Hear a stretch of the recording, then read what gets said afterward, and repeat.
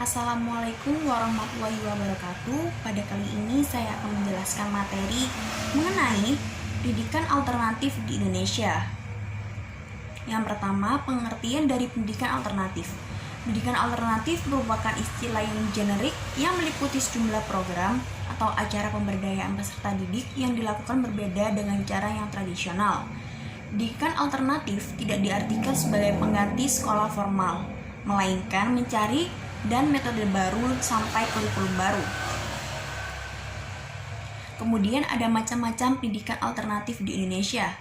Menurut Jerry Means, pendidikan alternatif dapat dikategorikan dalam bentuk pengorganisasian, yaitu yang pertama, sekolah publik pilihan, yang kedua, sekolah atau lembaga pendidikan swasta atau independen, yang ketiga, sekolah atau lembaga pendidikan publik untuk siswa bermasalah, yang keempat, pendidikan di rumah. Yang pertama, sekolah publik pilihan. Sekolah publik pilihan adalah lembaga pendidikan dengan biaya negara atau dalam pengertian sehari-hari disebut sebagai sekolah negeri yang menyelenggarakan program belajar dan pembelajaran yang berbeda dengan program konvensional, namun mengikuti sejumlah aturan baku yang ditentukan. Dampak positif dan negatif dari sekolah publik pilihan. Dampak positif. Yang pertama, siswa dapat mengikuti pendidikan dengan biaya yang lebih murah. Kedua, tidak perlu mengunjungi sekolah.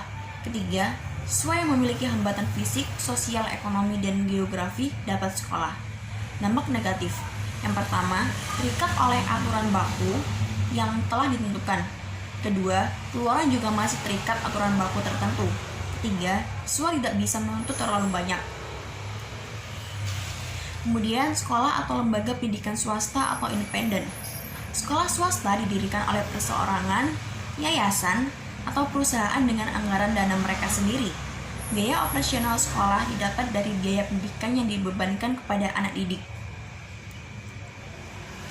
Kemudian dampak positif dan negatif dari sekolah atau lembaga pendidikan swasta atau independen. Dampak positif.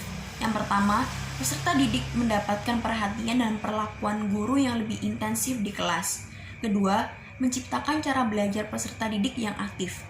Yang ketiga, sarana dan prasarana serta fasilitas yang lebih memadai bagi peserta didik. Dampak negatif. Yang pertama, menimbulkan persepsi masyarakat yang negatif.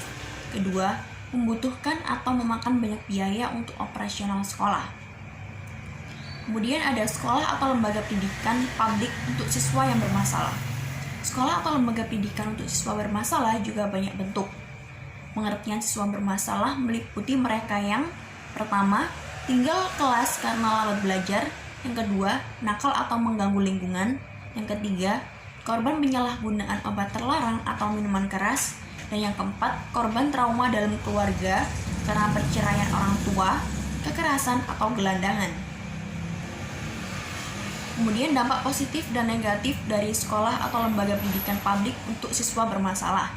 Dampak positif, yang pertama, siswa yang memiliki masalah dan tidak mungkin masuk sekolah reguler dapat sekolah di tempat ini. Yang kedua, program pendidikannya bersifat fungsional untuk hidup di lingkungan masyarakat. Yang ketiga, tidak terikat oleh aturan baku pemerintah. Dampak negatif, yang pertama, siswa tidak dapat memiliki pengetahuan seluas sekolah reguler karena yang diajarkan hanya hal-hal yang fungsional. Yang kedua, kurang bisa bersaing dalam memperoleh pekerjaan karena kurangnya ilmu pengetahuan. Kemudian ada pendidikan di rumah atau homeschooling. Homeschooling memiliki arti bersekolah di area rumah.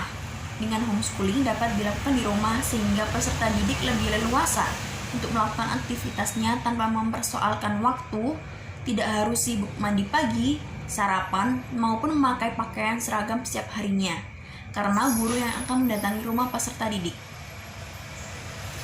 Dampak positif dan negatif dari pendidikan di rumah atau homeschooling. Yang pertama, dampak positif. Pertama, kebebasan dalam belajar. Kedua, kebebasan emosional. Ketiga, terlepas dari beban fisik. Keempat, memiliki waktu istirahat yang cukup. Dan yang kelima, mengakomodasi potensi kecerdasan peserta didik secara maksimal. Dampak negatif yang pertama, peserta didik kurang bersosialisasi. Yang kedua, seluruh rutinitas dilaksanakan di rumah. Yang ketiga, tidak ada kompetensi atau persaingan. Sekian materi yang telah saya sampaikan. Apabila ada salah kata, saya mohon maaf. Wassalamualaikum warahmatullahi wabarakatuh.